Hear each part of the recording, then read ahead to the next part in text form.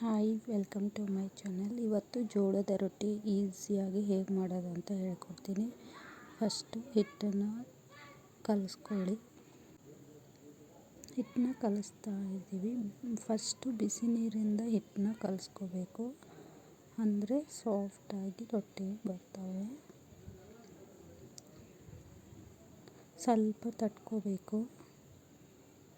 ಆನಂತರ ಬೆಳ್ಳುಳ್ಳಿ ಲಟ್ಟುಣಿಗೆ ಅಂತೀವಲ್ಲ, ಅದನ್ನು ತಗೊಂಡು ಹೀಗೆ ತೀಡ್ತಾ ಹೋಗ್ಬೇಕು. ಚಪಾತಿ ಹೇಗೆ ಲಟ್ಟಿಸ್ತೀವಲ್ಲ ಅದೇ ಥರನೇ ಲಟ್ಟಿಸ್ಕೊತ ಹೋಗಬೇಕು.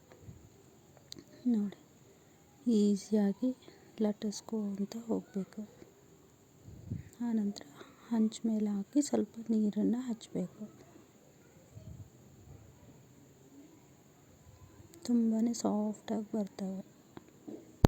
ಈಸಿಯಾಗಿ ಬೇಗ ಅಂದರೆ ಬೇಗ ಮಾಡ್ಕೋಬೋದು. ಹೀಗೆ ಲಟ್ಟಿಸ್ಕೊತ ಹೋಗಬೇಕು. ಚಪಾತಿ ಹೇಗೆ ಲಟ್ಟಿಸ್ತೀರ ಅದೇ ರೀತಿ ಬೇಗ ಬೇಗ ಬೇಗ ಲಟ್ಟಿಸಿ. ನಾನು ಸ್ಪೀಡಲ್ಲಿಟ್ಟು ತೋರಿಸಿದ್ದೀನಿ ನಿಮಗೆ. ನೀವು ಬೇಕಾದರೆ ಸ್ಲೋಲ್ಲಿ ವಿಡಿಯೋನ ಇಟ್ಟು ನೋಡ್ಕೊಳ್ಳಿ.